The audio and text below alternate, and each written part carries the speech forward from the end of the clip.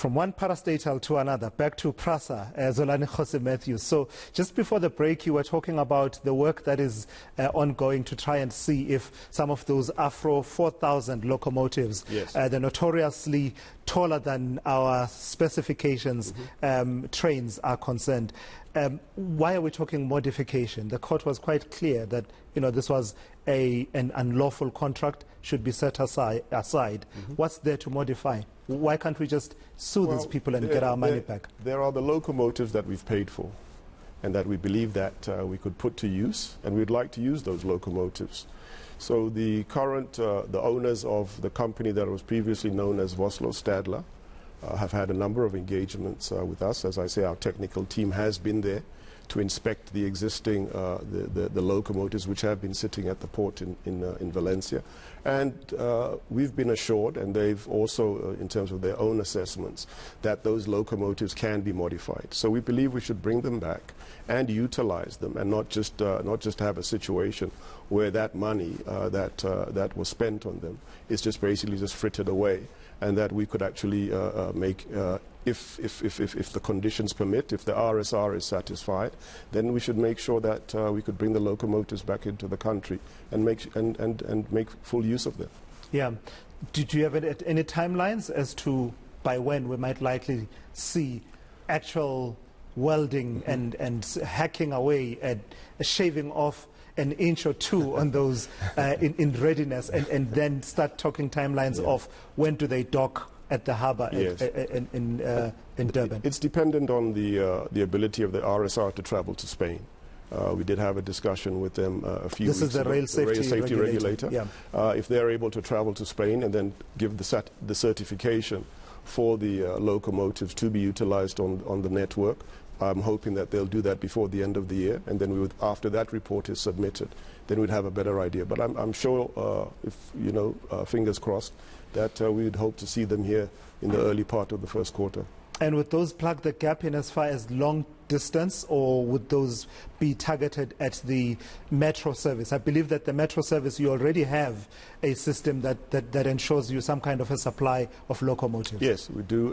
We have, for the metro system, we do have utilize some locomotives locally. But also, once the blue trains start running, those will be using the electricity. And fortunately, it's not dependent on ESCOM. So it's powered through our own substations, and we in fact, from Abopani, we started turning on a number of the substations last week. So some of those will go for the long distance, but I think the engineers and the technical team will make that assessment in conjunction with their colleagues in rail. The other big issue at Prasa is, sometimes when you're reading stories about what it is you do at Prasa, you could be forgiven for wondering, are these people running a passenger rail company or a security company? Yeah. And that has to do with the realities that you face. Your colleague there at Transnet Freight Rail, Sizam Zimela, estimated at some point that there had been 177% increase in terms of incidents of theft and vandalism on their network. What's the situation on your side, and what are the implications for you in terms of security expenditure? Well, I've said from the outset that for me security is our #1 priority, because we cannot run a safe, reliable network without the provision of adequate security, particularly to protect an infrastructure that we're spending billions of rands on, that we have to elevate security and make sure that the way in which we deploy our security and utilize it, and the kind of technology we use, is actually fit for the purposes that we require for a modern network. So we have spent a lot of time developing a comprehensive security strategy. We've had engagements with the leadership at the South African Police Service around some of the ways that they can be of assistance. But we cannot, we're not solely reliant on our own internal security capacity. We will have to go to the market and utilize some additional resources from private security companies, because the network is just too big for us to essentially protect, as well as the infrastructure that we have, the depots that we have around the country. Those assets are worth hundreds of billions of rands. So we want to make sure that they're adequately protected, and security is key to that. Those challenges that the CEO of TFR speaks to are challenges that I think are common not just only to Transnet and to ESCOM, but to ourselves in terms of the copper theft, cable theft that we all experience. In our case, we also experience damage and vandalism to the substations, the entire network. So we're spending huge amounts of money, and in our view, the investment in security is justified. But now, Zolani Matthews, being security conscious and wanting to take care of the infrastructure you have and protect it is one thing, but allowing yourself to be pickpocketed is quite another.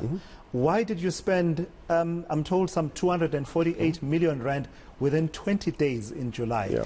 Surely that's pickpocketing by these two security companies, and you walked right into it. No, I think it's an honest assessment of the challenge we faced at that particular period, analyzing the situation that the country was experiencing and the assets that we have to protect during that period. So we took a decision based upon a realistic assessment as well as the intelligence information that was being gathered regarding the threats that we faced. So as an example, we knew that there were likely threats to Park Station, which sits right in the heart of Johannesburg, threats to Braamfontein Depot, to Harmony Depots. The total value of those assets weighed against what we spent is actually, I mean, it puts it in the comparison into very stark relief. So I think that yes, it is a lot of money, particularly for an organization that has experienced some of the financial challenges, does experience those challenges on an ongoing basis. But based upon what we knew was happening and looking at the rest of the country, what was being set alight, what was being destroyed, we couldn't take those risks for our But you haven't paid them yet, and I understand that the red ants are taking you to court. And you must understand, this is one of the reasons why, for corporate governance, we've put in place proper systems that will ensure that if you send an invoice, it goes through a proper probity exercise so that we can make sure that when we make a payment, that the payment is justified, it is actually consistent with what was promised in terms of the work. So it has gone through that exercise. Unfortunately, it is time consuming. I do understand that the companies are not happy, but we're not going to just, as you say, just be pickpocketed willy-nilly. We're going to make sure that we also take the right steps because we're accountable. I've said to other colleagues that we report to the AG on a regular basis, so we want to make sure that we can justify whatever we do. Yeah. So one of the things that people forget is that Prasa is not just about Metro Rail and the mainline passenger service. It's actually a group. One of your companies has to do with corporate real estate. Yes. I think it's called Prasa Crest. Yes. But the other problematic one is Autopax. Yeah. What on earth is going on over there? Is Autopax, let me start here, is it a going concern at this stage? No, unfortunately, Autopax has had serious financial challenges for a number of years, and it is not a company that has been able to operate at its full capacity. So we're looking at a potential restructuring of the business. There had been discussions prior to my arrival about divisionalizing Autopax and making it a division of Prasa as opposed to a standalone business. Those engagements have been ongoing with the Department of Transport and National Treasury. But as it stands today, it is not generating the kind of revenues that it needs to make it a sustainable business. So we have had, as Prasa, to continuously find ways of supporting it. It's becoming more difficult to continue that support. We have our own immediate priorities and challenges that we have to face as an organization. So Autopax, at the moment, there are no real clear answers around it, but there are very serious discussions taking place with all the different role players. Because part of what has happened is that, over the last year or so, payment of workers' salaries has been intermittent, which has led to organizations such as NUMSA, for example, giving you the Andre Derrida treatment and saying that you should resign or be fired. Yeah. Well, unfortunately, it's not a situation that I like, and certainly I understand the anger that the colleagues from NUMSA and SATAU have. It's not a a fair situation where you have worked and you're not paid for the work that you've done. And we've tried where possible to make sure that we can do it, but it has become challenging. But we are talking to National Treasury to see if we can come up with solutions to address, at least in the short term, some of those challenges. I know this is, it doesn't reside with you, and it's a parting shot from me, and I'll make it on Autopax as well. Just looking at it, though, is it a fit for this group family picture? A luxury bus service and a, shuttle kind of service, no frills service offering. Does it fit with what you are trying to do as Prasa? And I know that you don't make the policies, you don't set the bounds of what it is that Prasa can and can't do, but you're thinking. No, it can fit, but it will have to fit within a reorganized framework, because we can run trains up to a certain point, and as part of that offering, we can have the buses. Also to provide some of that bus service into areas where we know that there is a business. So it can fit. It's just a question of how it's structured and if it makes financial sense. And the reason I ask that is that someone watching this might be thinking, what's our government doing running a bus service that an ordinary person could be empowered to actually run? Yeah. But I suppose I'm drawing you into policy issues. No, it's not so much a policy issue. It's also a business decision.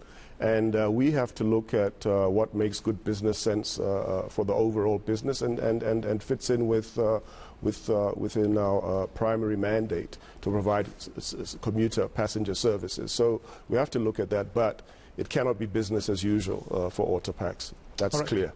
All right. Jose Matthews, thank you. Zolani Jose Matthews, the CEO of Prasa. Thank you for honoring your commitment that you made at the start of your tenure, that you would be engaging with us after your first 100 days. We waited until, way after the 100 days and have had the conversation now. That is Zolani Jose Matthews. He's the CEO of the Passenger Rail Agency of South Africa, engaging on a number of issues that are at play at that organization, as well as passenger rail in general in South Africa.